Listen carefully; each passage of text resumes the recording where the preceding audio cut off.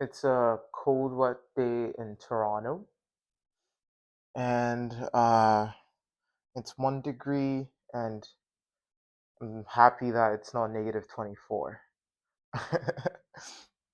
But I wanted to talk about male, this rise of like really bad male mental health. And the reason why, actually, the very first reason, like 2 years ago, why I decided that I was going to have some kind of podcast was because I felt that people throwing like the solution to like male mental health epidemic was, you know, you gotta get good connections and you gotta work out, take care of your body, take care of your mind type of stuff. And I'll be honest, it works. I've tried it. You do it, it works. But I think the real problem isn't why men are, depressed or men don't have meaning in life.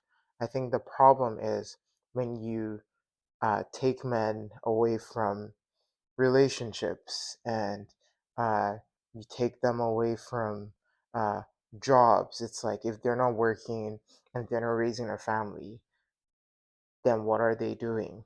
I think that's the problem. The fact that we don't have intrinsic value for men to just exist, I think that's the problem. And you can argue that nobody just exists and people always do things.